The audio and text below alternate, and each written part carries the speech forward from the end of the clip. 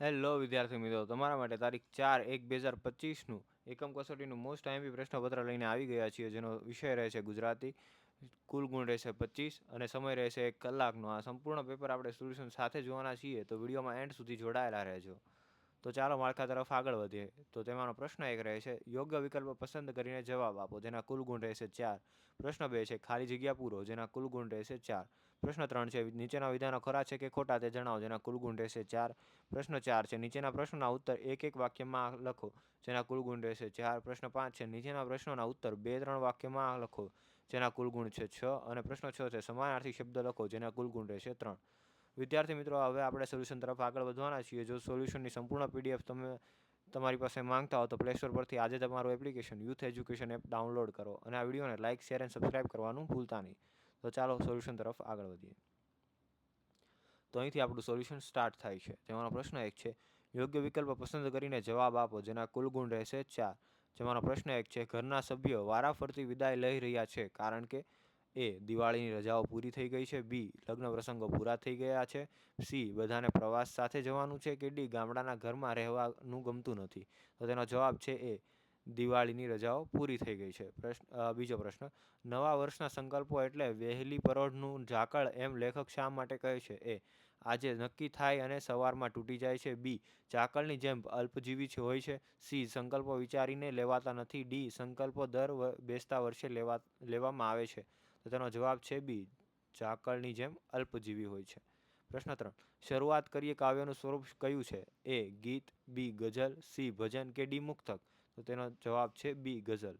પ્રશ્ન 4, ભાભીનું ભર્યું ઘર એટલે શું? એ સુખ સમૃદ્ધિ ઘર, બી પરિવાર ઘર સાથેનું ઘર, સી સામાનથી ખીચોખીચ ભરેલું ઘર કે ડી ભાભીએ વસાવેલું ઘર. તો તેનો જવાબ છે બી, પરિવાર સાથેનું ઘર. પ્રશ્ન 2, ખાલી જગ્યા પૂરો, જેના કુલ ગુણ છે 4. જેવાનો પ્રશ્ન 5 છે, સદાના ગંગા સ્વરૂપ ખાલી જગ્યા ફોય, તો ઘરડા કે ગૃહ વ્યાપી. તો તેનો જવાબ છે ઘરડા.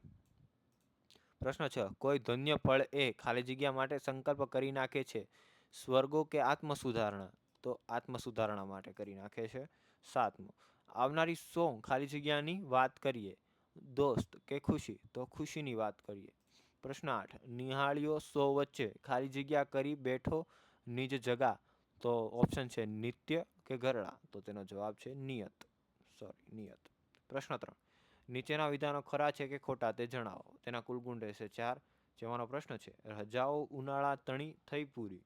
તો તે છે ખોટું. પ્રશ્ન 10, જો હું 2 કલાક વહેલો ઉઠું તો 50 વર્ષની જિંદગીમાં 50,000 કલાક બચે. તો તેનો જવાબ છે ખોટું. 11મો પ્રશ્ન, લખાયેલો કર્મે વિરહ મિલને તે રજનીએ. તો તેનો જવાબ છે ખરું. પ્રશ્ન 12, હર વખત શું માત થઈ જવું દુશ્મનોથી? તો તેનો જવાબ છે ખોટું. પ્રશ્ન 4, નીચેના પ્રશ્નોના ઉત્તર એક વાક્યમાં લખો, જેના કુલ ગુણ રહેશે 4. તેમાંનો પ્રશ્ન પહેલો છે, ધંધાર્થે બહાર ગયેલા કુટુંબીજનો કયા કયા પ્રસંગોએ વતનમાં આવે છે? તો તેનો જવાબ છે, ધંધાર્થે બહાર ગયેલા વસેલા કુટુંબીજનો દિવાળીના વેકેશન, લગ્ન પ્રસંગે કે કોઈના મરણ પ્રસંગે તથા નાના મોટા પ્રસંગો પર વતનમાં આવે છે. 14મો પ્રશ્ન છે, વિદાય થતા ભાઈઓના કુટુંબમાં કોણ કોણ હતું? જવાબ છે, વિદાય થતા ભાઈઓના સૌથી મોટા ભાઈમાં કુટુંબમાં પત્ની અને બાળકો હતા. બીજા 2 ભાઈઓના કુટુંબમાં તેઓ અને તેમની નવપરિણીત પત્નીઓ હતી. પ્રશ્ન 15, તમે સંકલ્પો ક્યારે કરો છો? તેનો જવાબ છે, હું નવા વર્ષના દિવસે અને જન્મદિવસના દિવસે સંકલ્પ કરું છું. પ્રશ્ન 16, નવી શરૂઆતના બાબતે કવિ શું કહે છે? કવિ દુઃખોથી હારવાને બદલે નવી ખુશીથી નવી શરૂઆત કરવાનું કહે છે. ત્યારબાદ પ્રશ્ન 5, નીચેના પ્રશ્નના ઉત્તર 2-3 વાક્યમાં લખો, જેના કુલ ગુણ રહેશે 6. જેમાંનો પહેલો પ્રશ્ન છે, દિવાળીના તહેવારની ઉજવણી તમારા ઘરમાં કઈ કઈ રીતે કરવામાં આવે છે? તો તેનો જવાબ છે, દિવાળીના તહેવારોમાં અમારા ઘરમાં સૌપ્રથમ ઘરની સાફ સફાઈ કરવામાં આવે છે, ત્યારબાદ ઘર શણગારવામાં આવે છે, રંગોળી બનાવવામાં આવે છે, બાળકો ફટાકડા ફોડે છે અને નાના મોટા સૌ દિવાળી પર્વની ઉજવણી કરે છે. પ્રશ્ન 18, વહેલા ઉઠવાથી મારી જિંદગીમાં લગભગ 4 વર્ષ જેટલો વધારો થાય છે તેવું લેખક કેવી રીતે કહે છે? તેનો જવાબ છે, લેખક રોજ 7ને બદલે 5 વાગે ઉઠે તો વર્ષે 720 કલાક બચે છે.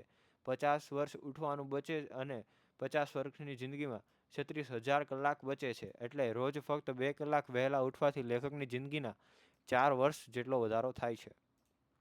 પ્રશ્ન 19. ગઝલ વિશે તમે શું જાણો છો? તેનો જવાબ છે ગઝલ એ ફારસી સાહિત્યનો કાવ્ય પ્રકાર છે. ગઝલના અનેક શેર હોય છે અને દરેક શેરમાં 2 પંક્તિ હોય છે. ગઝલ એક માત્ર મેળ છંદ છે. ગઝલમાં અનુપ્રાસનું મહત્વ છે. એમાં રદીફ અને કાફિયા એમ 2 પ્રકારના પ્રાસ હોય છે. ત્યારબાદ પ્રશ્ન 6 છે સમાનાર્થી શબ્દ લખો, જેના કુલ ગુણ છે 3. તેમાંનો પ્રશ્ન 20 છે જનની એટલે કે માતા અને જનેતા, સંકલ્પ એટલે કે પ્રતિજ્ઞા, અને 22મું છે દુનિયા એટલે કે જગત. તો વિદ્યાર્થી મિત્રો, અહીં આપણા સોલ્યુશનનો અંત આવે છે. જો તમે આ સોલ્યુશનની સંપૂર્ણ PDF માંગતા હોય તો આજે જ પ્લે સ્ટોરમાંથી જઈને અમારી application youth education app download કરો અને આવા જ નવા વિડીયો જોવા માટે અમારી સાથે જોડાયેલા રહો. અમારી ચેનલને સબસ્ક્રાઈબ કરો અને આ વિદ્યાર્થી મિત્રો, આ વિડીયોને લાઇક એન્ડ શેર કરવાનું ભૂલતા નહીં. થેન્ક યુ વિદ્યાર્થી મિત્રો.